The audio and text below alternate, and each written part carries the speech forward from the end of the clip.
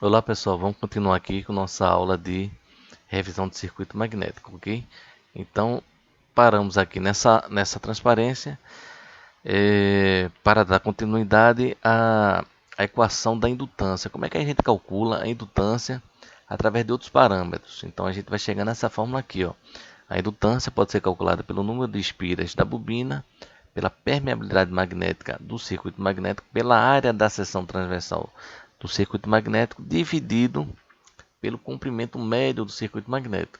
Como é que a gente chega aqui? Então vamos lá. Então a gente tem um circuito magnético aqui, onde tem um comprimento médio, ok? Temos a bobina aqui, vamos circular uma corrente elétrica aqui, variada no tempo, onde nós vimos que a indutância, né, da bobina vai ser o quê? O fluxo que vai passar por ela, pela bobina, dividido pela corrente que vai circular na própria bobina. A gente sabe que a força magnetomotriz é igual ao número de espiras vezes a corrente que vai passar na bobina, número de espiras da bobina vezes a corrente, e também é igual ao que? A intensidade de campo magnético vezes o comprimento médio do circuito magnético. Então, pessoal, vamos fixar nessa parcela aqui, ok? O que é o H? O H eu posso dizer que é a minha indução magnética dividido por μ. Lembrando que a indução magnética é o que? É o H vezes o μ. Então, eu tirei o H aqui em função de B e de μ, onde μ é a permeabilidade magnética do material do circuito magnético, ok? Multiplicado por L, que é o comprimento médio da equação. Então, eu tenho B dividido por μ vezes L. Eu multiplico pela área da seção transversal, né? Tem uma área aqui da seção transversal do circuito magnético. Tanto o numerador como o denominador não altera essa parcela. Então, esse membro. Então, se eu multiplicar B vezes A, eu tenho fluxo, pessoal. Então, tenho L, que é o comprimento médio. Tenho um fluxo aqui, que é o produto da minha indução magnética, vezes a minha área de seção transversal, dividido pela minha permeabilidade μ, vezes a área da seção transversal. Então, fixando aqui nesse membro agora, igualando com esse outro membro aqui, a gente vai tirar o valor do fluxo. Então, o fluxo vai ser o quê? N vezes μA, ou seja, N vezes a permeabilidade magnética vezes a área, vezes o I, que já era desse membro do lado esquerdo, dividido pelo L, que é o comprimento médio. Então, se a gente comparar essa equação aqui com essa, que a gente já falou na transparência passada, o meu L, que é a indutância, é esse conjunto aqui. Então, o meu L vai ser o número de espiras da bobina vezes a permeabilidade magnética vezes a área da seção transversal dividido pelo comprimento médio do circuito magnético, ok? Aqui, pessoal, é para a gente ter uma ideia como as linhas de fluxo magnético passam no circuito magnético. Então, quanto maior, pessoal, a permeabilidade magnética desse meu material do circuito magnético, do núcleo, mais linhas concentradas eu vou ter nela. Ou seja, se eu tenho uma bobina aqui, bobina 1, tenho uma bobina 2, eu quero transmitir uma energia do meu lado 1 para o meu lado 2 através do acoplamento magnético.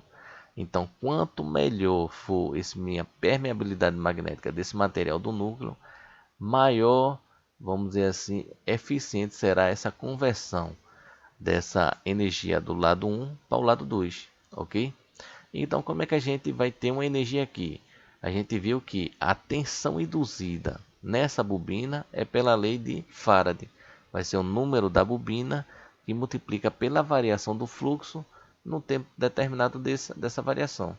Então, aí a gente tem uma força eletromotriz nessa bobina aqui. Se eu fizer essa tensão aqui alimentar uma determinada carga, eu vou ter uma corrente. Então, a tensão vezes a corrente, eu vou ter uma potência.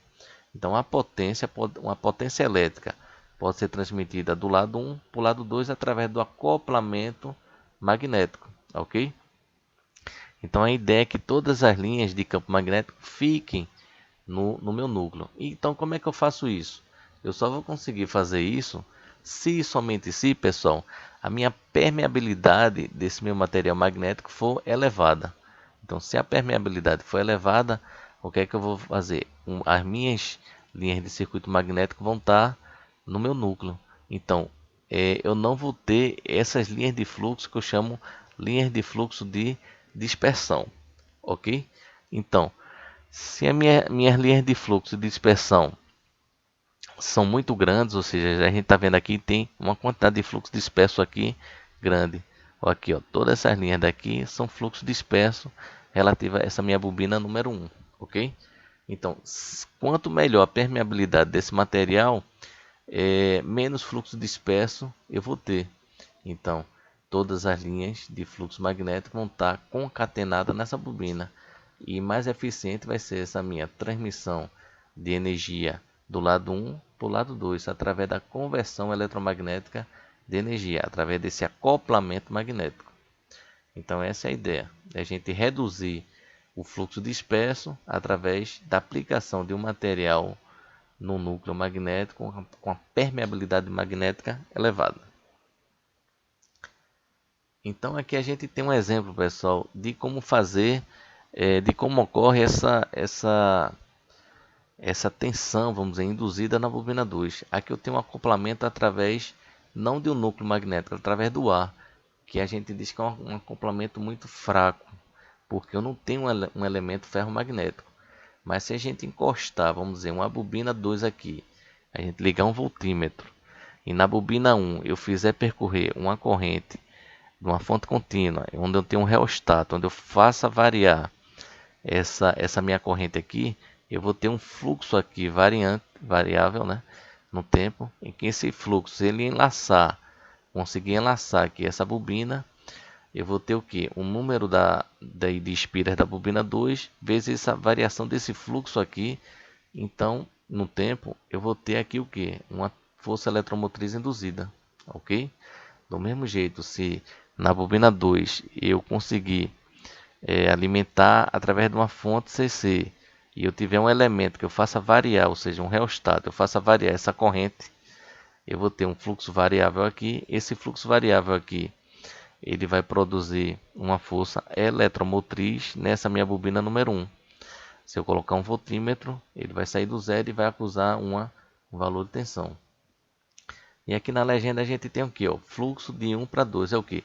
É o fluxo que enlaça a bobina 1, né, produzida pela corrente da bobina 2. Então a corrente da bobina 2, quando eu faço essa variação aqui, através do meu reostato, eu vou ter um fluxo variável aqui, alternado. Então esse meu fluxo aqui, que é o fluxo que enlaça a bobina 1 através da corrente da bobina 2, se eu multiplicar a variação desse fluxo pelo número de espira da bobina 1, eu vou ter uma força eletromotriz aqui.